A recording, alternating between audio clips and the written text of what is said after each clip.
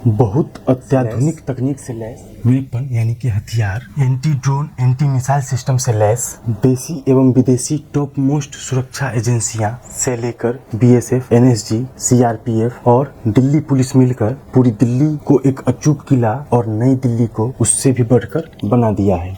भारत अपनी वसुधैव कुटुंबकम और शस्त्र और शास्त्र दोनों में निपुणता की बात को बताता ही नहीं बल्कि निभाता भी है। अभी दिल्ली जाने वाले हो तो जरा संभल कर, क्योंकि 8, 9, 10 सितंबर 2023 को नई दिल्ली में G20 समिट का आयोजन किया गया है।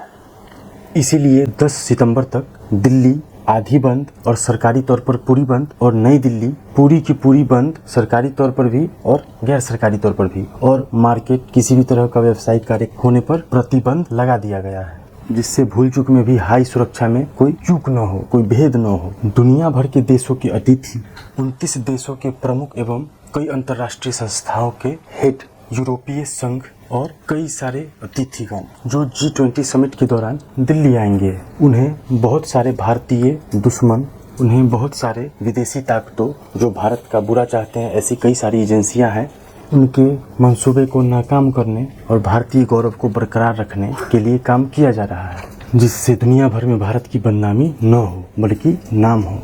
क्योंकि G20 2023 की अध्यक्षता का दिल्ली से स्वागत करने वाला सौभाग्य इस बार हमें यानी कि भारत को मिला है।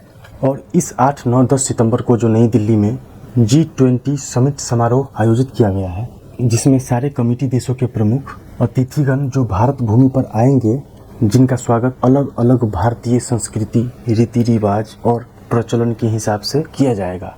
अलग अलग तरीके का भारतीय व्यंजन, सांस्कृतिक कार्यक्रम और सुख सुविधा दिया जाएगा, और किसी सिस्टम में चूक की कोई गुंजाइश नहीं है। भारत अपनी जिम्मेदारियों को और मेजबानियों को सदैव प्राथमिकता देता है, क्योंकि यह आदिकाल से वसुधैव कुटुंबकम केवल कहता ही नहीं, सदैव साबित भी करता है। भारत सदैव ज्ञान का भंडार है। दुनिया भारत से ज्ञान ले लेकर और हर ऊंचाइयों को छू रही है, आगे बढ़ रही है और बढ़ते ही रही, या आगे बढ़ा और बढ़ता ही रहा। तो भारत ही एक वो देश है जिसने कहा तू और बढ़े, बढ़ता ही रहे, भगवान करे कि फूले भी फले। मतलब गुण और ज्ञान का लाभ किसी एक का नहीं होता कभी, ये भारत ने समझाया।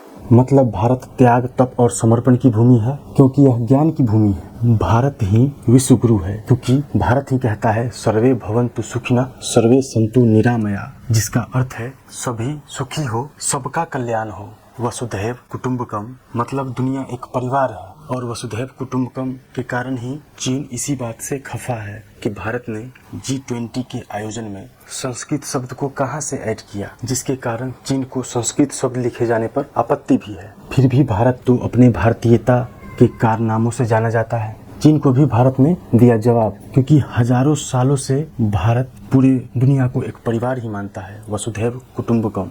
वो भी स्वागत सत्कार की दृष्टि से, क्योंकि भारत ने कभी विस्तारवादी नीति नहीं अपनाई। भारत बस संजोने और संभालने का काम करता है और भीतर और बाहर से सुरक्षित रखता है।